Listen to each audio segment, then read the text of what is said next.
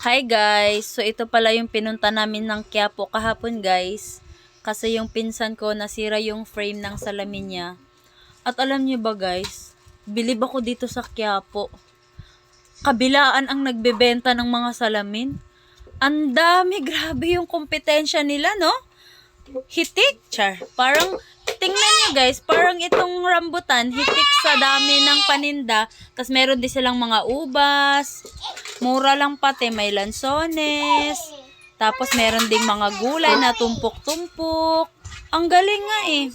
Tapos pagkatapos namin dyan guys, eto pumunta na kami sa may Baklaran. Quiapo Church guys. First time ko dito sa Quiapo Church guys. Inaantay ko nga na lumabas si Tanggol. Wala naman. Kaya ayan si Maddie posing-posing. Kasi naulan, naambon din kasi guys. Kaya ayan, naka-umbrella siya. Tapos pagkatapos dito namin sa may Quiapo Church guys, kumain na kami ng lunch. Pero nakasagilid pa rin kami na tanaw namin yung simbahan kasi baka sakaling may shooting si Tanggol. Char, lagi na lang Tanggol. Akala mo naman talaga nanonood. Paminsan-minsan nanonood din. Tapos, ayan na, pauwi na kami ng Baklaran. Nandito na kami sa may Carriedo Station.